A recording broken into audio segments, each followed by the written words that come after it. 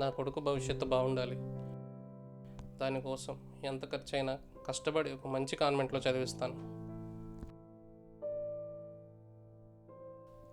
ఎన్నో కలలతో నా కెరీర్ని ఇప్పుడే స్టార్ట్ చేశా. నా కుటుంబం కోసం ఎంతో చేయాలని ఉంది. కానీ నా బిడ్డ చదువు కోసం ఇప్పుడే ఎంత ఖర్చు చేస్తే ఇంకా మిగిలిన వాటి కోసం ఎంత కష్టపడాలో.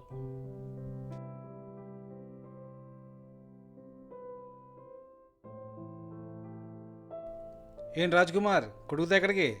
ఏం లేదు సార్, మా వాడిని ప్రైవేట్ స్కూల్లో జాయిన్ చేద్దామని తీసుకెళ్తున్నాను. ప్రైవేట్ స్కూలా? గవర్నమెంట్ స్కూల్ పనికిరాదా? నా భార్య కూడా గవర్నమెంట్ స్కూల్లోనే చదివింది. ఇప్పుడు గవర్నమెంట్ స్కూల్ టీచర్.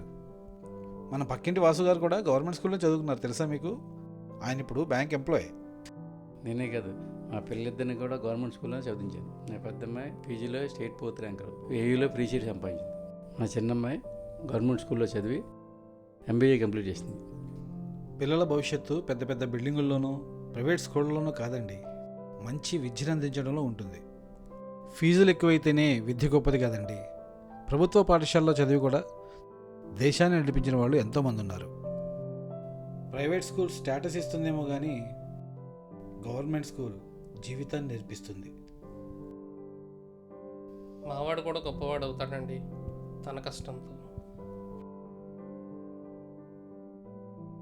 డాడీ, నేను గవర్నమెంట్ స్కూల్కి వెళ్తా.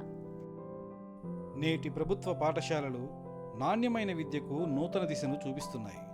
స్మార్ట్ క్లాస్ రూమ్స్, విశాలమైన తరగతి గదులు, ఆధునిక ఫర్నిచర్, పరిశుభ్రమైన త్రాగునీరు, ప్రత్యేక మరుగుదొడ్లు, పోషకాహారంతో కూడిన మధ్యాహ్న భోజనం, ఉచిత పాఠ్యపుస్తకాలు, యూనిఫామ్లు, ప్రతి విద్యార్థి సమగ్ర అభివృద్ధికి అవసరమైన సౌకర్యాలు అందుబాటులో ఉన్నాయి.